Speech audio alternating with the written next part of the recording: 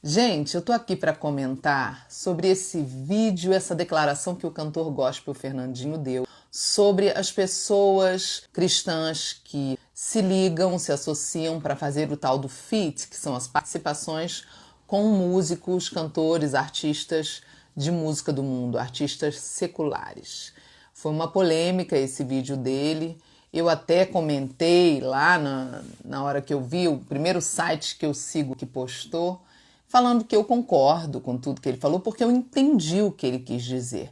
Ele realmente está falando uma coisa verdadeira, que quando você realmente serve a Deus e a tua boca só serve para adorar a Deus, obviamente que você não vai emprestar a tua boca para cantar outras músicas que não adoram a Deus, que não invocam a Deus, certo? Então eu entendi perfeitamente essa parte, só que eu acho que ele falou pouco. Ele tem que falar um pouco mais. Porque isso que ele falou é só a pontinha do iceberg. Tem muito mais coisa aí para baixo para a gente falar, que na verdade é a raiz disso tudo.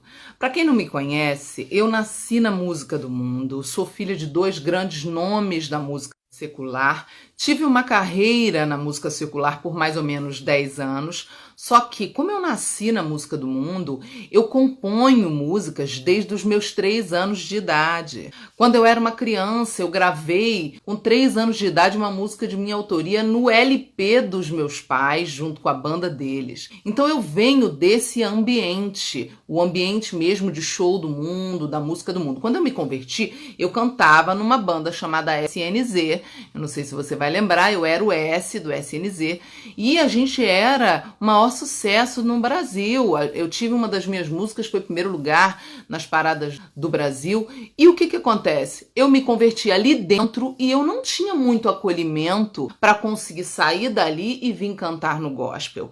Pelo contrário, eu já percebia dentro das igrejas uma negociação do santo com o profano. Muita gente já me convidava para cantar no altar, ou seja, a igreja naquela época, gente, há mais de 20 anos atrás, quando eu me converti, já não tinha critério. As pessoas já deixavam algumas portas abertas para profanar o altar. Quer dizer, eu era uma cantora do mundo, mas eu era recém-convertida. Eu já recebia convites de igrejas dizendo, venha louvar na nossa igreja, mas eu não era ainda uma cantora gospel, eu nem tinha largado o meu trabalho secular. Hoje você ainda vê isso. Você vai ver muita gente que não tem ainda frutos que revelam arrependimento e mudança de vida. Gente que ainda é neófito, novo convertido, nova convertida, já sendo colocado no altar. Esse problema de artista gospel que faz muito sucesso e bomba e se torna influencer e faz feat, tem uma raiz. A raiz é a falta de discipulado, é a falta de tratamento lá quando a pessoa está na igreja. O problema é mais profundo. Veja bem, eu não tenho nada contra o sucesso, pelo contrário, o sucesso é uma bênção. Ah, Sara, você acha que é errado as pessoas se entreterem, se divertirem com música? Não, de maneira nenhuma. O entretenimento, o divertimento santo e saudável, lógico que é uma bênção, uma dádiva de Deus.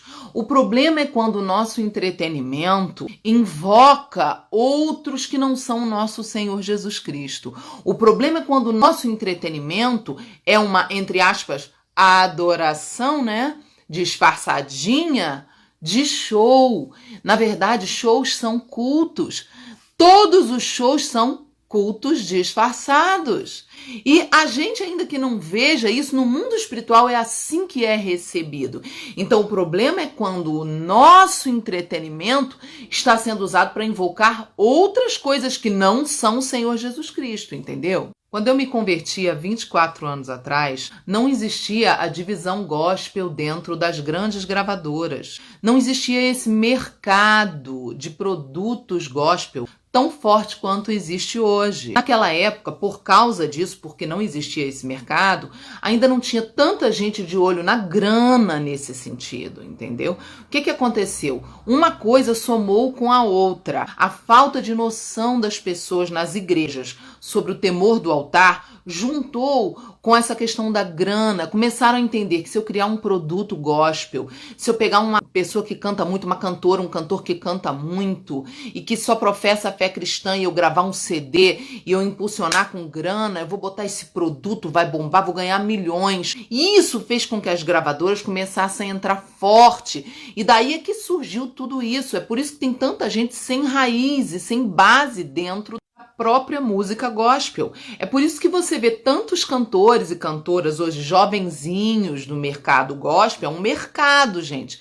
São pessoas, cantores e cantoras com milhões de seguidores, influenciadores de uma geração que não tem fazer, entendeu? É por isso que a gente vê grandes cantores famosos que os filhos de vocês, que hoje a minha filha já é adulta, mas quem tem filho adolescente aí, tá ralando. Por quê? Porque o seu filho escutou na rádio, o que toca é a modinha. E aí quando você vai ver a vida da pessoa que tá cantando a música, não tem nenhuma profundidade de ensino bíblico. Pelo contrário, você vai ver cantores e cantoras gospel que tiram foto dentro de ambiente totalmente mundano, com roupas extremamente indecentes, fazem stories cantando música do mundo. Você vai ouvir histórias de cantor, cantora cristã que está envolvido com drogas. E aí por aí vai. Entendeu?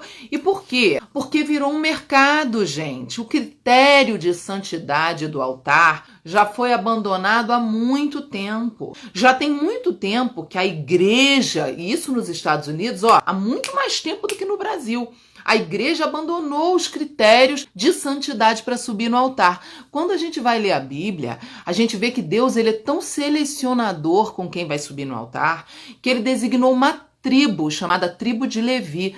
Tanto que até hoje a gente tem o costume de dizer são os levitas que vão subir no altar. Fulano é levita, que vem da tribo de Levi. O que quer dizer isso? Num contexto para a gente atualizar. Deus, ele gosta de exclusividade. E ele separava uma tribo de pessoas consagradas para subirem no altar. São pessoas que não podem se meter com qualquer coisa, que não podem se envolver com qualquer coisa, entendeu? Quem sobe no altar precisa ser ensinado sobre a seriedade do altar. Mas isso veio se perdendo. Por quê? Porque vieram grandes gravadoras multinacionais, criaram a divisão gospel, pessoas que não entendem nada de Bíblia, nada sobre o mundo espiritual, pessoas que acham que culto é show gospel, que o louvor é um show gospel. Tem um monte de gente na igreja que acha que o louvor tá tocando e cantando para te dar prazer, para me dar prazer.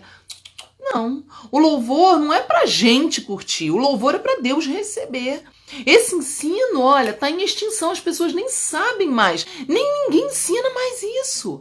O que é o altar? A santidade, o temor. O altar é a linha de frente da batalha, da guerra espiritual. Se você subir com brecha, quem cai é você. Se você subir no altar em pecado, você corre o risco só de morrer.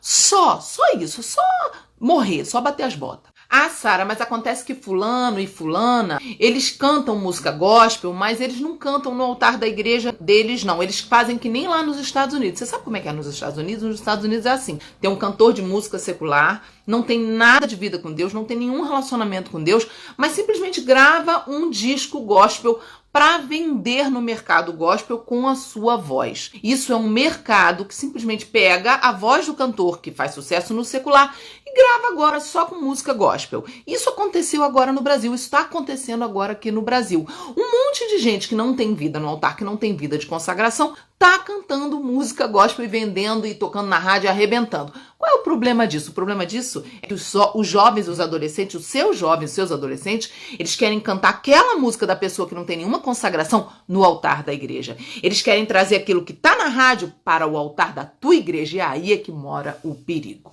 Por exemplo, você sabe aquela música Aleluia, que teve uma cantora com uma voz lindíssima, cantora gospel, uma voz lindíssima, a menina, ela gravou essa música fazendo uma letra em português para a música Aleluia, uma música em inglês. O compositor dessa música, o Alexander Cohen, ele não é crente. Ele se declara budista, não tem nada a ver com Bíblia, a vida dele. E a letra da música original é uma zoação para as pessoas que querem se emocionar. Ele literalmente fala o seguinte, olha, é muito fácil emocionar na letra. É só juntar o tal acorde com tal acorde que você vai sentir emoção. É uma zombaria. Aí ele põe no refrão, aleluia, aleluia, aleluia. Os crentes sem noção, sem cultura, não sabem ler o inglês, pega lá, troca e canta uma música. No altar tem um monte de igreja que canta essa música até hoje. As pessoas precisam entender que toda música ela tem uma fonte de inspiração por trás. Eu componho desde os 3 anos de idade. Eu sou filha de 2 grandes compositores. Será que eu sei disso? Será que eu entendo disso? Eu compunha quando eu era do mundo. Eu me lembro bem dos processos para compor no mundo e a diferença de quando eu recebi o Espírito Santo. Eu não componho mais desde que eu recebi o Espírito Santo. Eu recebo, o Senhor toca para mim as músicas. É uma coisa linda, uma coisa tremenda. E as pessoas pensam que, não, é só trocar a letra. Não, meu bem, a letra é o de menos. A letra só confirma o que a melodia está invocando. A melodia, ela é como uma senha. Ela é como algo que abre dentro de você um arquivo espiritual. A melodia espiritual, ela entra em você, ela te ministra no espírito e na alma, além do corpo, entendeu? É muito sério, gente. Então, temos que tomar cuidado com quem compôs a tal da música. Agora eu vou terminar te contando uma história, que é lógico que eu não vou falar o nome da pessoa, que eu não posso expor, mas é um amigo meu, que ele também já cantou, mas ele é compositor de música do mundão mesmo, assim, sertanejo, muita música do mundão mesmo, pesada. Um dia ele chegou pra mim e falou assim, você tá cantando gospel agora, Sara? Aí eu tenho umas músicas gospel. Eu olhei bem pra cara dele e falei, como assim? Você não é da igreja, você não é crente, você nem crê que Jesus é o Senhor? Ele disse pra mim, não, mas é muito fácil fazer música gospel. Eu pego a palavra amor e troco pela palavra Senhor. Eu pego a palavra carinho e troco pela palavra unção. Então meu amor, eu quero teu carinho, eu boto meu Senhor, eu quero a tua unção. Isso é a realidade que já está acontecendo nos Estados Unidos há muitos e muitos anos e no Brasil hoje. Já tem tempo, então toma cuidado. Olha os compositores das músicas que você ouve. A conclusão é que essa coisa do feat que o Fernandinho falou é só a pontinha do iceberg. Sabe? É o que todo mundo tá vendo, é o que tá chamando atenção na mídia. Mas, na verdade, tem uma raiz, é só a ponta do iceberg, tem uma coisa muito maior por baixo que não está sendo tratada. Jesus falou sobre essa questão das aparências. Quando a gente só está preocupado com as aparências, a verdade é que no nosso meio cristão tem muito, mas muito crente que se as aparências estiverem tudo bem, tá tudo ótimo, ninguém fala nada, ninguém confronta. Mas quando começa a incomodar na questão das aparências, aí o povo se levanta. E Jesus falou, olha, vocês estão coando um mosquito e engolindo um camelo. Vocês estão preocupados com um detalhe quando tem uma coisa muito maior que vocês estão deixando passar. Ele falou isso lá em Mateus 23, 24. E essa palavra não era para os gentios, para os ímpios, para os incrédulos, não. Essa palavra era para nós cristãos. Era para os crentes essa palavra. Então veja bem, Sara, o que você sugere? Você acha que as gravadoras, grandes gravadoras, estão erradas em ter uma divisão gospel? Não. Sabe por quê? Porque as gravadoras finalmente chegaram com profissionalismo para fazer o trabalho profissional que as gravadoras evangélicas era tudo amador, não sabia fazer. Eu acho ótimo. A questão é que a gravadora do mundo, elas não têm obrigação de saber de Bíblia. Quem tem obrigação de saber de Bíblia somos nós, somos a igreja. E nós somos os responsáveis por ensinar o nosso povo, os nossos jovens, as pessoas da nossa igreja, sobre a seriedade do altar, sobre o poder de uma música, sobre o poder de invocação de uma música. Então não é a gravadora que tem que mudar, somos nós da igreja que temos que mudar, porque quando as gravadoras entenderem que a música gospel só vai vender para eles a partir do momento que o compositor e o cantor, a compositora e a cantora estiverem em santidade e consagração, quando as gravadoras entenderem isso, as próprias gravadoras não vão mais contratar pessoas que não têm coerência com o que cantam e com o que vivem na vida particular. O problema é que a igreja consome sem olhar quem a igreja consome e bota no altar e enriquece as gravadoras sem nenhum critério de santidade. A culpa é nossa, a culpa não é das gravadoras. O trabalho das gravadoras é ser profissional. E quando a gente mudar e a gente parar de consumir aquilo que vem de uma pessoa que não está em consagração, aí as gravadoras automaticamente não vão mais contratar pessoas que estão vivendo em pecado, entendeu? E aí o artista gospel que é convidado para fazer um feat com um cantor de música do mundo, se ele tem uma vida de consagração, se ela tem uma vida de consagração, é uma pessoa que vai buscar a direção do Espírito Santo, é uma pessoa que vai determinar os limites para a sua participação. Por exemplo, vou cantar no show da fulaninha lá que usa roupa de piriguete, de cachorra. Meu bem, eu vou sentar com ela, vou dizer, olha, você vai botar outra roupa na hora que eu entrar, nós vamos mudar o ambiente, eu vou levar a minha equipe de intercessão, eu vou orar com você antes, você já entregou sua vida para Jesus? Aí sim, gente, se a pessoa tem uma vida coerente com o que a pessoa canta, uma vida de consagração, de unção, essa pessoa pode sim entrar ali num ambiente e fazer a diferença.